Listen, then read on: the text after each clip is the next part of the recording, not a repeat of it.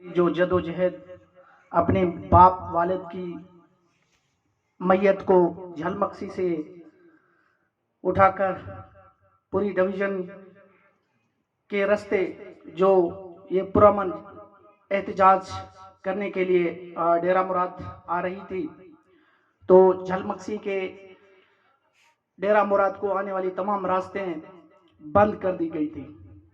جگہ جگہ پہ پولیس نے جو ہے ان کا راستہ روکا، لیکن جس طرح انہوں نے پہنچنے کی کوشش کی،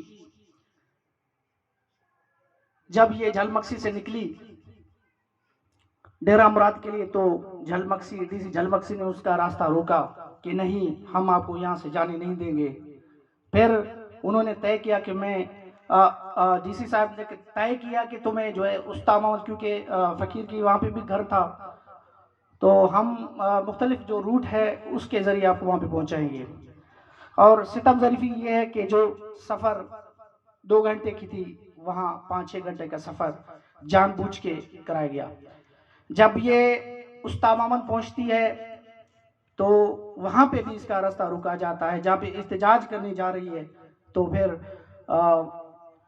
وہاں پہ بھی اس کی میت کو اغوا کرنے کی کوشش کی جاتی ہے۔ پھر یہ اعلان کرتی ہے کہ صبح استامامن سے جو ہے جعفر آباد کی روٹ سے ڈیرہ مراد جانا ہے۔ جب یہ خانپور پل پہ پہنچتی ہے تو پھر 200 سے قریب جو ہے یہاں پہ police force, D C, D P O بما، ڈسٹرکٹ جعفر آباد کی انتظامیہ وہاں پہ راستہ روک لیتی ہے۔ جگہ جگہ سے ان کی جو ہے وہ ایمبولینس چھین لیا جاتا ہے، تو یہ اپنے والد کی لاش کو کاندھوں پہ اٹھا کر شروع کر دیتی ہے، لیکن کسی بھی طریقے سے یہاں پہنچنا چاہتے، لیکن آپ کو تو پتا ہے کہ ریاست بہت طاقتور ہے، اس کے پاس طاقت ہے۔ لہٰذا میں عدی ارباب جویا کو آپ کے سامنے پیش کرنا چاہوں گا کہ وہ اپنے اس جدوجہد جو انہوں نے کی، کن مشکلات کا ان کو سامنا ہوا، ہم ان کے والد کو تو سرخ سلام پیش کرتے ہیں، اور میں سوچتا ہوں کہ اس طرح کے ہر شخص کے والد ہوں جنہوں نے ان کی تربیت کی، یہ اب تک ان جاگیرداروں کے خلاف لڑ رہی ہے، ان کی جدوجہد کو سرخ سلام۔ لہٰذا عدی ارباب جویا۔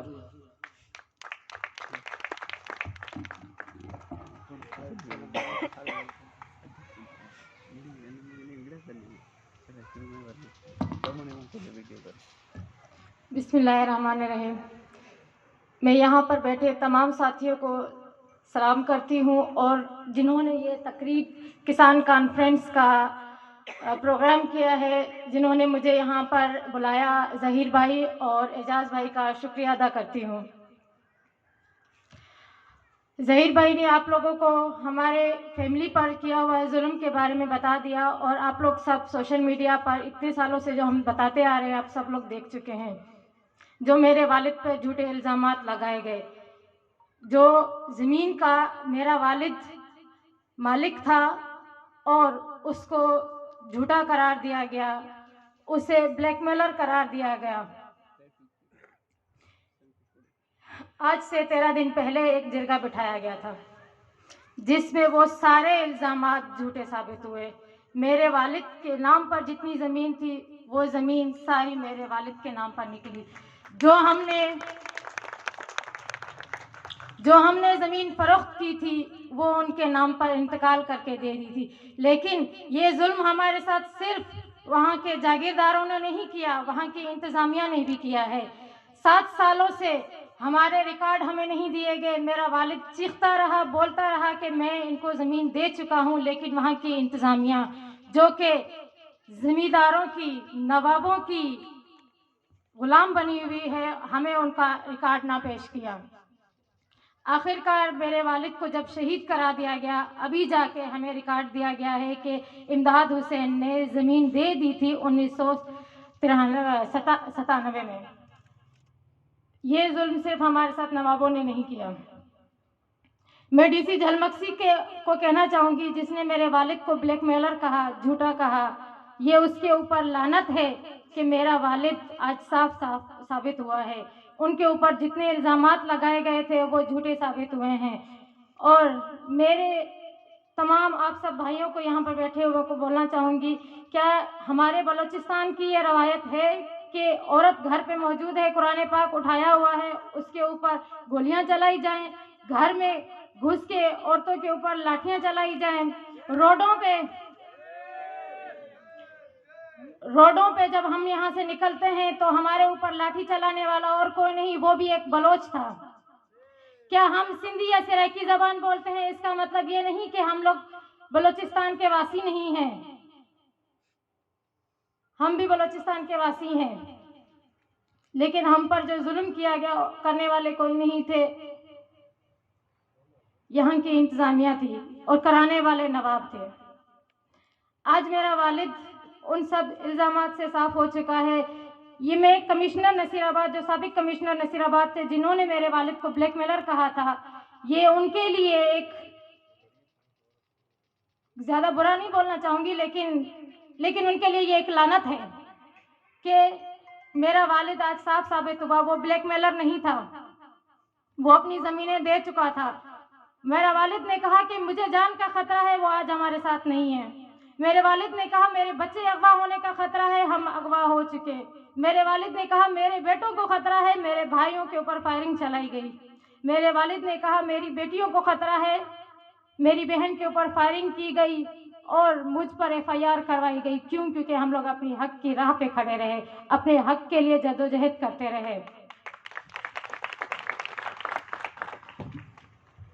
اور میں اپنے نصیر آباد کے جتنے بھی کسان بھائی ہیں ان کو ایک پیغام دینا چاہوں گی کہ اپنی بچیوں کو پڑھائیں، اپنے بچوں کو پڑھائیں. اگر آپ اپنے بچوں کو پڑھائیں گے تب ہی ان میں شعور آئے گا، اور جو انقلاب یہاں پہ ابھی برپا ہوا ہے وہ انقلاب جاری رہے گا، اور انشاءاللہ ایک دن کسان جیت جائے گا. سر اٹھائیں تو صحیح ظلم کے سامنے، سر اٹھائیں تو صحیح ظلم کے سامنے، ہر ظالم کا وقت حساب آئے گا. اور کبھی غریب کے دربار پر ہاتھ جوڑے ہر نواب آئے گا. انقلاب آئے گا، انقلاب آئے گا، انقلاب آئے گا. انقلاب زندہ باد. شکریہ.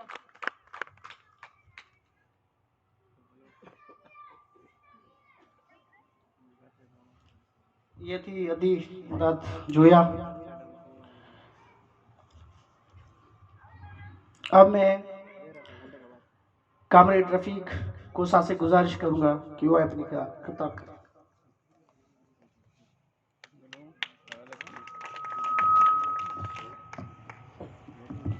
یار یہ دوست کے ساتھ آیا پروگرام اس کا ڈونکی کا کون سی جگہ ہے؟ کسان TNT کالونی میں. کانفرنس ہاں آپ کدھر ہوں؟ کی شرکا اور یہاں پر یار ابھی تو گھنٹہ ادھر لگے گا جانے. بیٹھے ہوئے ہاں فارغ ہو گیا آپ کو. بھائیوں بہنوں، سوشل ایکٹیوسٹ، مختلف سیاسی پارٹیوں سے تعلق رکھنے والے دوستوں، پٹ فیٹر، شہداء کے لواحقین، سب سے پہلے اس کانفرنس جو کہ بیاد پٹ فیٹر شہداء بنام پیر بخش سامت ہو رہی ہے، میں اس کے انعقاد کرنے پر اپنے سوشل ایکٹیوسٹ